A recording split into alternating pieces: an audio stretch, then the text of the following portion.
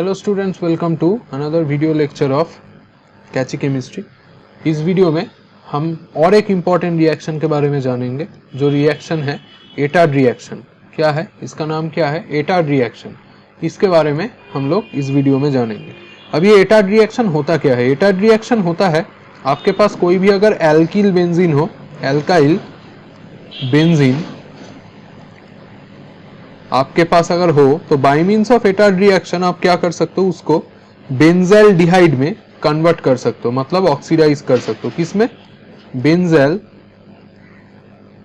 डिहाइड में आप क्या कर सकते हो, ऑक्सीडाइज कर सकते हो। क्या कर सकते हो?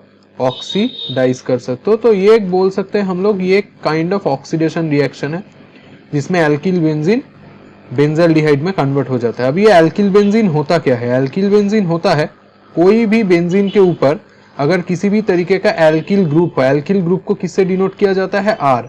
ये आर जो होता है यही एल्किल ग्रुप को डिनोट किया जाता है इससे। और आर इक्वल टू हम लोग एग्जाम्पल के तौर पे बोल सकते हैं कि मिथाइल ग्रुप हो गया, CH2CH3 और C2H5। ये आपका इथाइल ग्रुप हो गया, प्रोपाइल ग्रुप हो सकता है। तो ऐसे करके कोई भी एल्किल ग्रुप आप हो सकता है यहाँ पर।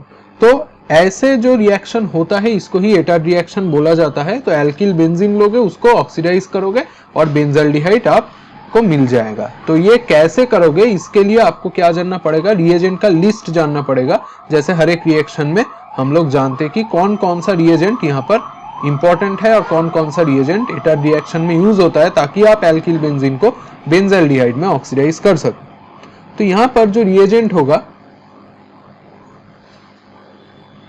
आपके पास जो रिएजेंट्स होना चाहिए यहां पर क्या होना चाहिए? CrO2Cl2 होना चाहिए। CrO2Cl2 का नाम क्या है? Chromyl chloride. Chromyl chloride. इसीलिए इसी रिएक्शन को क्रोमिल क्लोराइड टेस्ट भी बोला जाता है। क्रोमिल क्लोराइड टेस्ट भी बोला जाता है। तो ये क्वेश्चन आ सकता है कि क्रोमिल क्लोराइड टेस्ट, तो इसका मतलब समझ लेना कि एटार्ड रिएक्शन का ही बारे में बोला गया है यहाँ पर। अब यहाँ पर CrO2Cl2, इसके साथ यहाँ पर जो देना होगा एक नॉन पोलर सॉल्वेंट देना होगा। नॉन पोलर सॉल्वेंट मतलब क्या? CrO2Cl2 इन हम लोग बोल सकते हैं CCl4 दे सकते हो, और यहाँ पर यूज होता है CS2। ये दोनों ही क्या है? Non polar. पोलर सॉल्वेंट दोगे तो अच्छे से रिएक्शन नहीं होगा पोलर सॉल्वेंट में। नॉन पोलर सॉल्वेंट, तो नॉन पोलर सॉल्वेंट CCl4 दे सकते हो, कार्बन टेट्राक्लोराइड या कार्बन डाइसल्फाइड आप कोई भी दे सकते हो। तो ये देने पर और फिर हाइड्रोलाइसिस करने पर H3O+ देके आपका क्या हो जाएगा? बेंजाल्डिहाइड मिल जाएगा। तो मेन जो रिएजेंट है ये है CrO2Cl2, मतलब क्रोमिल क्लोराइड। इसीलिए ये रिएक्शन का दूसरा जो नाम है वो है क्रोमिल क्लोराइड टेस्ट, और इसको आप एटार्ड रिएक्शन भी बोल सकते हो।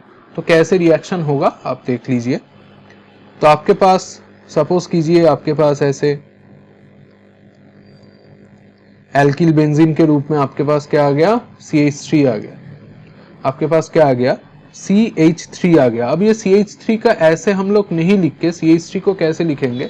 ऐसे लिखेंगे CH और ये दो हाइड्रोजन को अलग से। तो इसका नाम क्या है? इसका नाम है मिथाइल बेंजीन। इसका नाम क्या है? मिथाइल बेंजीन, या इसका जो इंडस्ट्रियल नाम है वो सभी जानते हैं, टोलुइन। टोलुइन इसी को बोला जाता है, मिथाइल बेंजीन या टोलुइन। तो इसमें क्या होगा? आप अगर CrO2Cl2 दोगे, CrO2Cl2 आप दोगे और उसके साथ CS2 दोगे, मतलब नॉन पोलर सॉल्वेंट दोगे कोई भी, तो यहाँ पर कंपाउंड क्या बनेगा? यहाँ पर एक क्रोमियम का कॉम्प्लेक्स बनता है। तो देख लेना अच्छे से कि क्या कॉम्प्लेक्स इधर बनेगा। तो आपके पास कुछ ऐसे इस तरीके का कॉम्प्लेक्स बन जाएगा। ऊपर क्या होगा? CH, मतलब जो दो हाइड्रोजन है उसको छोड़ के सिर्फ CH, और यहाँ पर ब्रैकेट दोगे O CrCl2 OH होल 2। ये आपका जो पूरा बन गया है, ये आपका बन गया है क्या? Chromium complex. और इसका कलर क्या है? ब्राउन है। तो इसको हम लोग बोल सकते हैं क्या? Chromium complex. और इसका कलर क्या होता है? इसका कलर होता है ब्राउन। इसका कलर क्या होता है? ब्राउन। तो ऐसे आप करोगे तो आपको ये मिल जाएगा। अब ये जो चीज यहाँ पर मिला है CrO2Cl2, तो ऐसे करके इधर से ये पूरा जो चीज है मिथाइल बेंजीन है, टोलुइन है, ये ऐसे करके CH होगा और फिर OCrCl2OH2 ऐसे करके ये पूरा क्रोमियम कॉम्प्लेक्स बन जाएगा। अब फर्दर आप अगर इसको हाइड्रोलाइसिस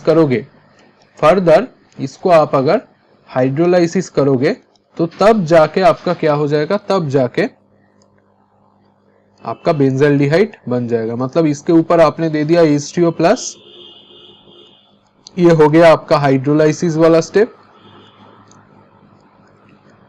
तो तब जाके आपका क्या हो जाएगा,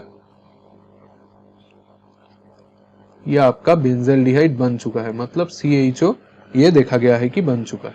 तो ऐसे करके आप कोई भी मिथाइल बेंजीन हो या एल्किल बेंजीन हो, उसका जो CH3 ग्रुप है, हम लोग बोल सकते कि वो CH3 ग्रुप को ही ये CHO ग्रुप में कन्वर्ट करता है, CH2 को नहीं, CH3 ग्रुप को CHO में कन्वर्ट करता है। तो हम लोग ऐसे लिख सकते हैं कि CH3 ग्रुप को bye means of Etard reaction आप CHO में कन्वर्ट कर सकते हो। तो जहां जहां पे भी CH3 होगा, इसका शॉर्ट ट्रिक क्या है, CHO ग्रुप में कन्वर्ट कर दो।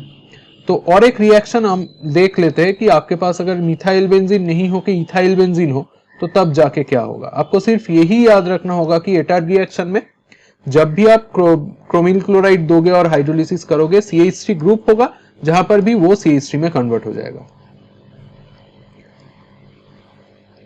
ये आपका ऐसा कुछ रिएक्शन है, CH2CH3, ये आपका क्या बन गया, इथाइल बेंजीन बन गया।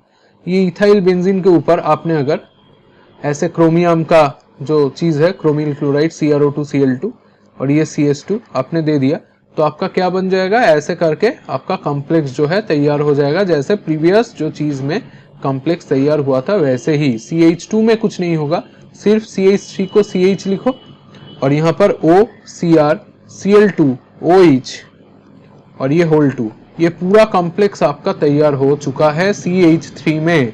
अब जहां पे कॉम्प्लेक्स हो चुका है उसमें ही आपने क्या दे दिए, H3O+ दे दिया और उसको क्या कर दिया, हाइड्रोलाइसिस लिख दिया इधर। तो H3O+ देने पर मतलब पानी के साथ H+, तो देने पर क्या हो जाएगा, आपका इजीली हाइड्रोलाइसिस हो जाएगा। और CH2 ग्रुप में क्रोमियम कॉम्प्लेक्स नहीं बना है, तो CH2 इंटैक्ट रहेगा, CH में बना है तो ये CHO हो जाएगा। तो ये यहाँ पर हमने देख लिया कि कैसे, यहाँ पर देखो सिर्फ CH3 जो ग्रुप है उसको ही आपने CH2 में कन्वर्ट किया है, CH2 में कुछ नहीं किया है। तो मतलब CH3 ग्रुप को आपने CHO में कन्वर्ट कर दिया है। तो यही एटार्ड रिएक्शन का मेन जो चीज है, एप्लीकेशन है, CH3 को ही CHO में कन्वर्ट करना है, CH2 में हाथ नहीं लगाओगे। और एक रिएक्शन देख लेते हैं, आपके पास अगर इथाइल बेंजीन ना हो के प्रोपाइल बेंजीन हो, तो तब जाके आप क्या करोगे। तो सपोज कीजिए आपके पास ऐसे कुछ दिया हुआ है, प्रोपाइल बेंजीन दिया हुआ है, CH2 दिया हुआ है, CH2 दिया हुआ है और फिर CH3 दिया हुआ है। आपका टारगेट कौन सा है एटार्ड रिएक्शन में, CH3। अब यहाँ पर क्या दे दिया, CrO2Cl2 दे दिया, यहाँ पर CS2 दे दिया और इधर H3O+ भी दे दिया, मतलब हाइड्रोलिसिस का स्टेप भी दे दिया। तो एक स्टेप में आपको बताना पड़ेगा कि इधर क्या होगा। तो आप CrO2Cl2 और CS2 देख के ही समझ जाओगे कि एटार्ड रिएक्शन है। तो H3O+ दे दिया, मतलब क्रोमियम कॉम्प्लेक्स को लिखना नहीं पड़ेगा, डायरेक्ट कर देना पड़ेगा। क्या करना पड़ेगा, CH2 फिर क्या होगा, CH3 वाला जो ग्रुप है, ये जो CH3 वाला ग्रुप है, इसको ही आपको क्रोमियम कॉम्प्लेक्स में कन्वर्ट करके इसको ही CHO बनाना होगा। तो सिर्फ साइड में हो जाएगा CHO। तो यही बेसिक डिफरेंस होगा हमारा एटार्ड रिएक्शन में। तो यही बेसिक चीज है, डिफरेंस नहीं, सॉरी, यही बेसिक चीज है एटार्ड रिएक्शन में कि जहां पर भी CH3 ग्रुप होगा उसको ही CHO में कन्वर्ट कर देगा। तो इसीलिए आपको ऐसे ही CH3 में ही सिर्फ कन्वर्ट करना है, CH2 को इंटैक्ट जैसा है वैसा ही छोड़ देना है। तो यही डिटेल में हमने एटार्ड रिएक्शन जो है इसको बता दिया है। तो आई होप आपको ये वीडियो पसंद आया है। अगर पसंद आया है तो लाइक, कमेंट, शेयर और सब्सक्राइब करना मत भूलो, ताकि मुझे मोटिवेशन मिलता रहे। Thanks for watching.